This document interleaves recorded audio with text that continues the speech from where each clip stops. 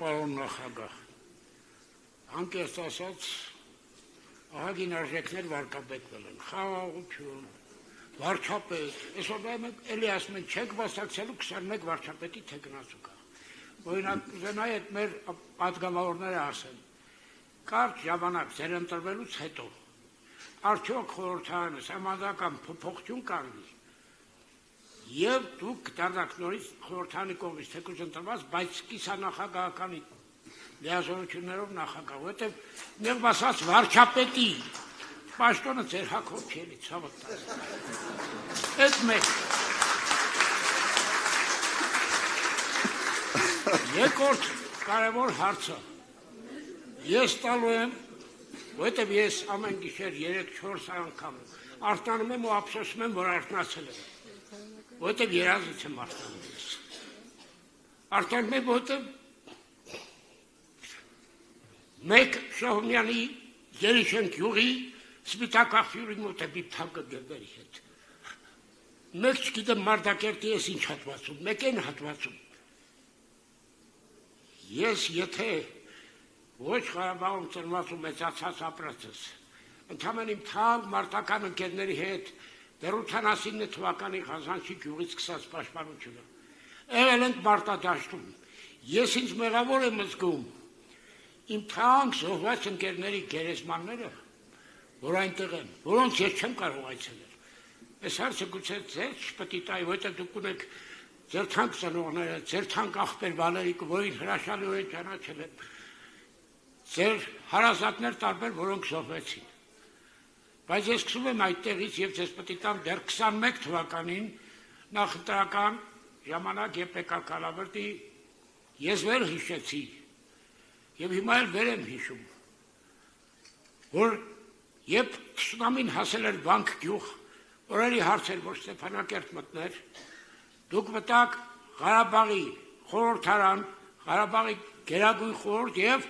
Պաշտպանության պետական կոմիտեի ծրագիրը ներկայացիք ու ասիք, ես դառնում եմ Պաշտպանության կոմիտեի նախագահ, որտեղ երկիրը մեկ տեղից պետք է ղեկավարվի,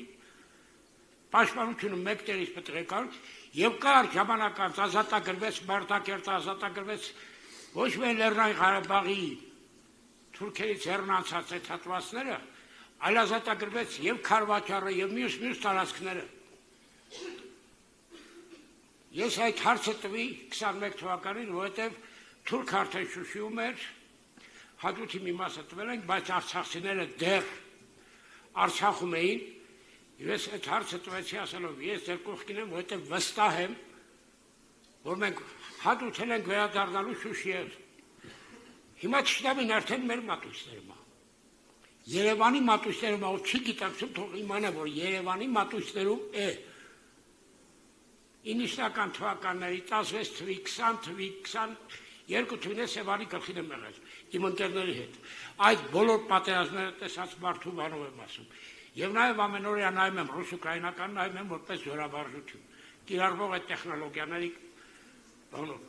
Այսօրվա տեխնոլոգիաների պայմաններում Երևանի ցանկացած փողոց, ցանկացած տուն, այսօր թիրախ է, ցանկացած տուն, որ մեծ տներ են շինում, մեծ, չգիտեմ ինչեր են խոսում, վարդեն հիշում, և որ 22 թվականին գնացինք, խփել էին հենց այն տանը, որտեղ ամենամեծ հարուստներից մեկն էր ապրում։ Հարցը ձևակերպի, ձեր հարցը։ Ես ապրում եմ ամենօրյա այն հույսով, որ մենք պիտի վերադառնանք Արցախ, դա է այն միակ հույսը և ձեր հետ կապված հույսը։ Վերադառնալու ենք Արցախ և նորից ես այցելելու եմ ոչ միայն իմ թանկ ընկերների շիրիմների, այլ այն հրաշք լեռնաշղթան և առիթից օգտվելով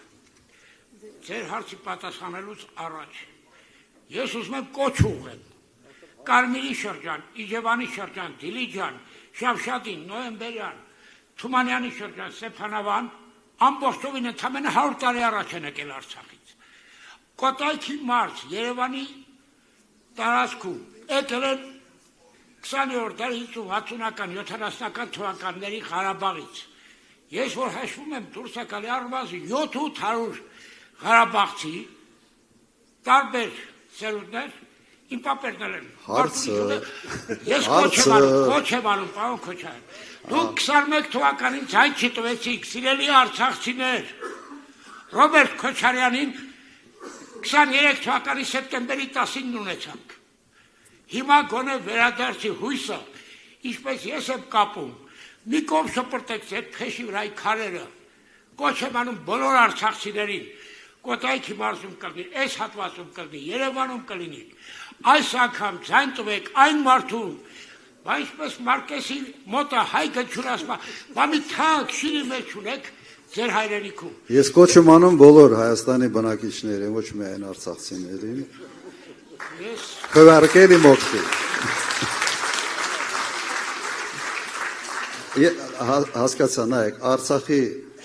Արցախ վերադառնալու վերաբերյալ մեր մոտեցում մենք հնչեցրել ենք։ Մենք հիմա պետք է պայքարենք վերադարձի իրավունքի ճանաչման համար։ Այսօր Հայաստանի իշխանությունը ընդհանրապես դրանով ոչ թե չի զբաղվում, այլ հայտարարում է, որ այդ հարցը անհրաժեշտ մեջ փակված է։ Ուղղակի ասում են, փակված է թեման։ Իդեպ սա այն թեման է, որը շատ ավելի հեշտ է որին հասնել, վերադարձի իրավունքի ճանաչելը, սա ուղղակի միջազգային իրավունքի շրջանակներում է եւ ես կարծում եմ, ստեղ կա ուղղակի պայմանավորություն Հայաստանի վարչապետի եւ Իլհամ Ալիևի միջեւ։ Եվ այդ պայմանավորությունը ենթադրում է, որ այս թեման ընդհանրապես պետք է փակվի։ Մեզ համար անընդունելի է եւ մենք իհարկե վերադարձի իրավունքի համար պայքարելու ենք, իսկ դա իր հետ բերում է գույքային պարտավորություններ, մի շարք այլ հարցեր անելու ենք։ Հիմա ինչ երրորդ մասը այնքան երկար էր, կոչի մասը, որ առաջի հարցը նույնիսկ ես հիմա սահմանադրական փոփոխություն, նայեք, ինձ համար ավելի հոգեարազատ է եւ կարծում եմ Հայաստանի համար ավելի արդյունավետ է կիսանախագահական համակարգը։ Ես սա ընդունում եմ։ Խորհրդարանական համակարգը ցույց տվեց, որ թվում էր, թե խորհրդարանական մոդելը պետք է լինի ավելի ժողովրդավարական, բայց դարել է ճիշտ հակառակը։ Եվ երբ ընդդիմադիր այն ժամանակվա ընդդիմադիրները ասում են սուպեր վարչապետությունը պետք է դեմոնտաժվի, իրենք եկել են եւ ոչ թե դեմոնտաժել են, այլ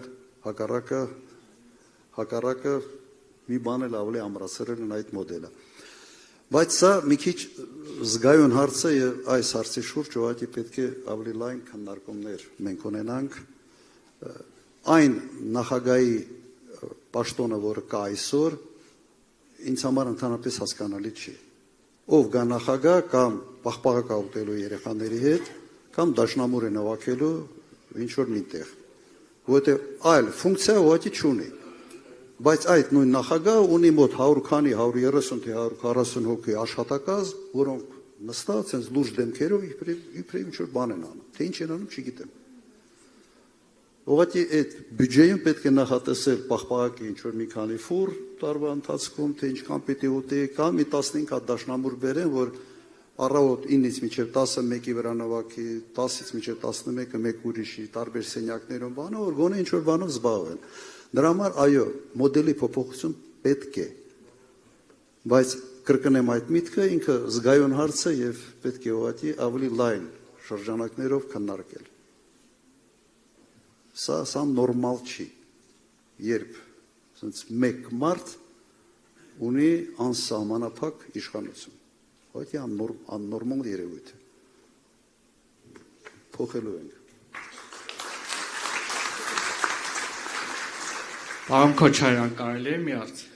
Կարելի է։ Շնորհակալություն։ Պարոն Քոչարյան, եթե այսօր ստանձնեք Հայաստանի Հանրապետության ղեկավարի պաշտոնը, որ երեկողություններով կսկսեք փոփոխություններ կատարել։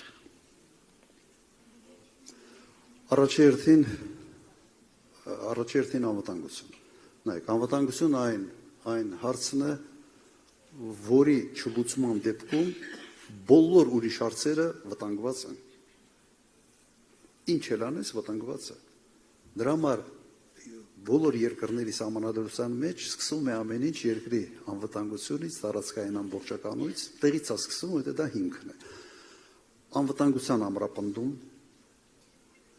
ստեղ խոսքը պետք է գնա եւ բանակի մասին որպես անվտանգության կարևորագույն կոմպոնենտ եւ աշխարհակահաղական կենտրոնների հետ համապատասխան դիվանագիտություն։ Մենք սա համար մեկ հարց, երկրորդ հարցը սա այն տնտեսական խնդիրներն է, որոնք այսօր կուտակվել են։ Անհամաչափ զարգացում գյուղ-քաղաք, անհամաչափ զարգացում մայրաքաղաք տարածքներ, սա ինչ որ չափով սկսում է նաև վտանգել, սկսում է խփել անվտանգությանը։ Երբ ասում ենք կառուցելու ենք այսքան դպրոց, բայց դպրոցակառուցում, մեկ դպրոցակառուցում 5 դպրոց փակելու համար սահմանամերձ գոտիները, սա դպրոցաշինություն չի, սա սահմանամերձ գյուղերի փակման քաղաքականություն է։ Ուրեմն աշխատատեղեր եւ համաչափ զարգացում եւ մյուս կոմպոնենտը երրորդը դա այդ մթնոլորտի վերացումն է, որը այսօր Հայաստանում ստեղծվել է, ատելությամբ մթնոլորտ։ Գիտեք, երկրի առաջի դեմքի կեցվածքը, sense բան կա, ասում է ռալևայա մոդել։ Սովորաբար, sense մի բավական մեծ զանգված փորձում է կրկնօրինակել, sense տրենդ է դառնում, sense ջահելների լեզվով ասած տրենդ է դառնում առաջնորդի կեցվածքը, նույնիսկ առաջնորդի հոբիները։ Առաջնորդը սկսում է դահու քշել, նայում ես երիտասարդների մի զգալի մաս սկսում են դահու քշել, առաջնորդը ինձ հասկացա, չէ, սա կա եւ ոչ միայն մեր մոտ է, սա բոլոր երկրներում սա կա։ Եթե առաջնորդը սկսում է կապիկություններ անել,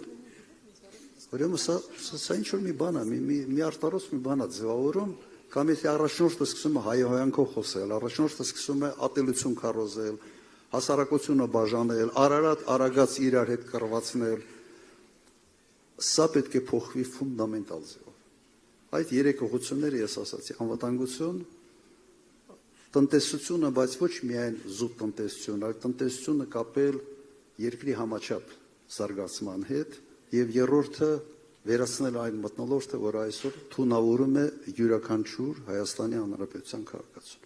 Շնորհակալություն։